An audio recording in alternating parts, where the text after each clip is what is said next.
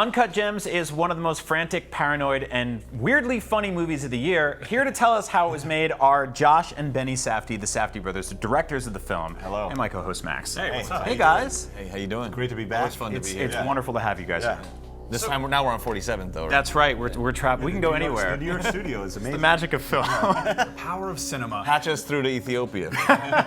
So you guys did something amazing here. I don't want to throw any shade at Adam Sandler, but there's always kind of this weird reaction when he's in a movie that's really, really good. Mm-hmm. You guys made a really good Adam Sandler movie. At what point, like obviously we're kind of all the same age. We probably grew up watching the same goofy comedies. At what point did he kind of come into the play where you're like... We wanted him from the beginning. Yeah. We grew up on the comedy record. The comedy records are amazing. I mean, Oh God, yeah. In those comedies, it's like you really believe that those situations are happening to him. Right. In Happy Gilmore, you're like, that is happening. He's got to get that house back for his grandmother. And amongst the most absurd scenarios, you believe it and you root for him. He's an American treasure, man. Oh, totally. So what was it like? What was it like approaching Sandler with this? Because clearly you guys are. He said no. We tried originally. Yeah. In 2011, 2012, we couldn't get over the moat of celebrity. It's like you have to basically it's an attack to get these big stars, and we couldn't even hurl a fireball over the gate. And then 2015, we made a documentary, and then we made a movie called Heaven Knows What. Then with the small modicums of those success, we tried to parlay them to getting him again. We were told he's unavailable. And they were like, oh, well, what about these dates? He's like, no, he's unavailable to those dates as well. It's like, what about next year? He's like, unavailable. So we were just like, okay, we get the point. Then it took a Good Time. We went down the road with different actors, and then eventually, things happen for a reason. Then Good Time made contact. He saw that and was just, what's going on? Right. I love that too because that's an equally sort of paranoid, tense movie where I think you took Robert Pattinson in that film and I think transformed him outside of what most audiences came to expect. Mm-hmm. And that's people have been sort of twisting the arm now that he's going to play Batman. I have to jump in comments all the time where people are like, "Oh, he's gonna be Batman, the guy from Twilight," and I'm like, "Dude, watch more movies." Yeah, it's ridiculous. I mean, what's crazy is that when they announced him in Batman, Matt Reeves tweeted out a GIF of him as Connie. Yeah. Which is interesting because it's like, wow, is that what Batman's gonna be like? Right. Connie did live by night, That's true. No, and I know even him being in the Nolan film, it just makes us knowing, like, wow, Nolan probably watched Good Time, which is wild also. But Rob, when we met with Rob for the first time, he originally we were setting this movie up in 2015 when he saw Heaven Knows What. And he's like, well, what are you doing next? And it's maybe in 2014, actually. And I said, well, we're doing this movie in the Diamond District. You're not right for any of those roles. He said, well, let's meet up anyway. And I was reading, whatever, we don't have to go into Good Time. But when I met with him, he had this kind of man on the run quality to him. Maybe from the Twilight trauma of being like that famous, and so that you get to know somebody and then you start to write it for them. So we felt like we knew Sandler from growing up with him, so we wrote it for him. But then obviously once you get to know him, then it's a whole other side. But the thing that's amazing is it was actually his comedies and stuff that we saw the qualities that would add and make Howard human, and relatable, and want to root for him. It was all of those movies, and then of course you have Punch Drunk Love, which is this incredible achievement, which also is working around who he is, and he's just amazing, and his work ethic. He was so dedicated to wanting to disappear into this, and Punch Drunk Love is an interesting one because it seems like he's almost a victim in that movie. There's a lot of stuff getting dumped on him that maybe he set up a little bit, like he pulled the string a little bit, and then it kind of fell on him, the paint cans and all that. Yeah. But in Uncut Gems, he is absolutely throwing himself into every one of these scenarios. He's putting each plate on and spinning it and doing another one. It's like, He's setting up all the traps in Home Alone and then running. Open the door! Which is great. Well, it's funny, A24 made this spot, and it was like, it starts with, what happened to your face, the guy says to him, and then there's a montage of everything that happens to his face in the movie. And I felt bad doing that to our main character, because when you see it compiled, you're just like, man, this guy is he's like a parable, he's like a martar, you know what I mean? Like, he's just like taking it for everybody. What if he says to her, you could punch me if you want. Like, that's what he's like, I'm here for you. He's like a pinata, and he knows that about himself, but he's just trying to will himself beyond. But Sandler, and when Punch Drunk Love came out, that came out, was it 2002 or something like that? I was 18 years old, and it was a moment when I was, when I was getting heavy into. It was a moment when I like didn't even see new movies for like because I had to catch up on all the stuff that I hadn't seen, and but I would see occasionally a new movie, and that was obviously one of them because Sandler was somebody who we like just grew up idolizing and loving, and then all of a sudden he's in a Paul Thomas Anderson movie. Like, wow, what is happening here? And PTA is vanguard forever for seeing that.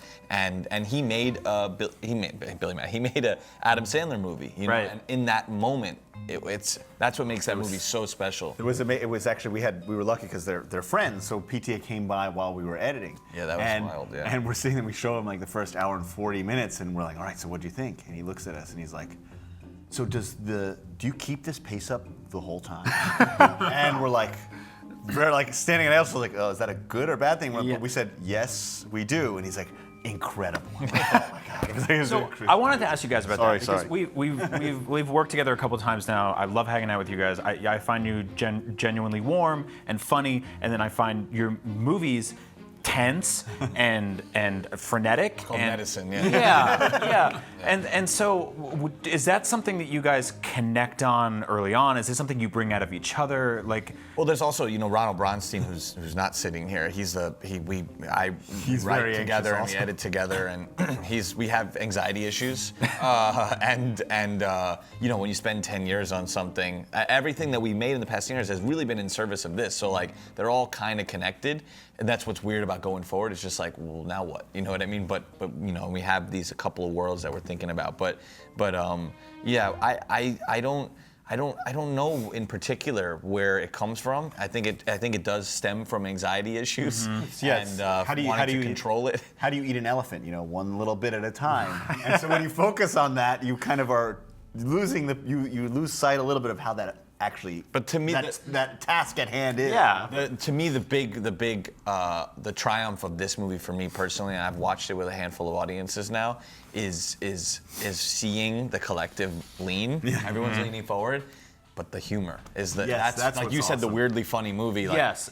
Watching it a second time around is great because you can actually just follow the humor and you can breathe. You know what's going to happen. Yeah. It's all horrible, but like you're just like, there are jokes in here. You just don't notice them when you're just like on the edge of your seat. A friend of ours said something funny. He's like, I love the movie so much that I wanted to see it a second time, but I didn't like it second time. We're like, why? He goes, it was so predictable.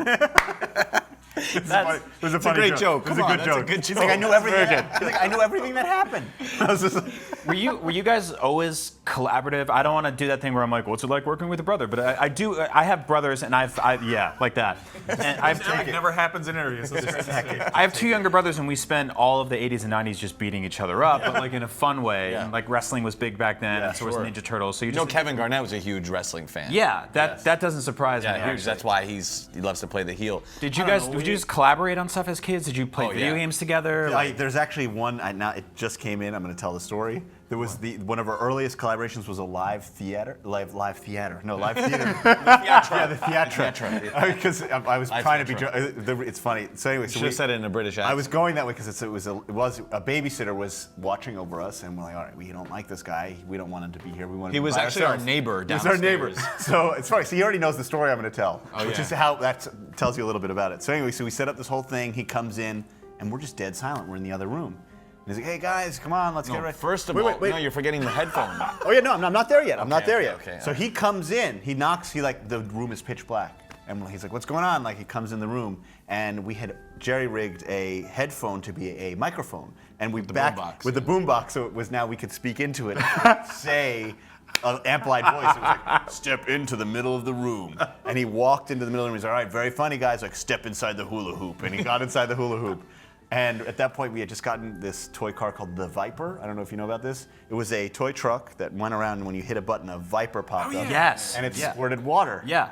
We filled it with pee. And, so when this guy came in, we had this whole thing. So I'm manning the remote control car. Josh is on the I was playing a character. And so he's like, step inside. It's like, all right, now stand forward. And then all of a sudden the car ran forward. And he's like, oh, very funny, very funny. He went, tss, and we went, tss, and just started squirting. And then he left. And then he left. So your work has always been causing tremendous anxiety. But another thing that early on, our dad, we would steal his camcorder, and we would make these. We always made a lot of people I know made movies when their kids made horror movies. We always did fake documentaries for some reason, and we did this like, it was our dad. We hated that our dad was such a crazy chain smoker, so we would. We made this fake doc about a guy who dies smoking, but he would do this thing every Halloween where he would give us a small budget. We would go to the store, and our apartment was like had a little bit, the entrance to our door apartment. You got out of the elevator, and there was like a neighbor here, and then there was like about an 8-foot little egress that led to our door. So it was all ours. So we could. So he said, just for Halloween, do whatever you want. Here's your budget. It was a big deal. It was like a really big deal. It was like bigger than in the holidays for us. And we would go and we would basically.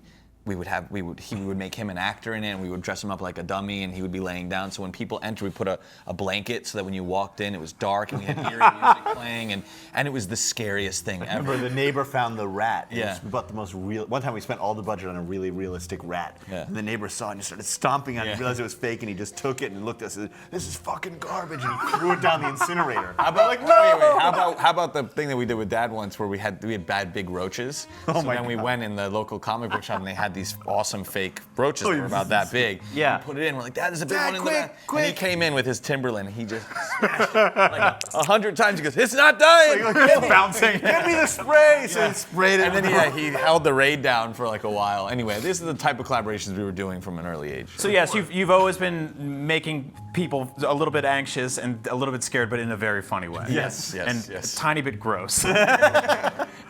Ladies and gentlemen, Uncut Gems is in select theaters now and out everywhere December 25th. Please go see this movie. This is like straight up my favorite movie of the year. I urge you. I know you see a lot of licensed movies. There's a lot of really big, awesome movies this year. Watch this one. Support films like this because it kicks ass. Guys, thank you so much for being Yeah, this here. is great. Yeah. Please come back every time you make more great films like this or when you have more prank stories to tell us.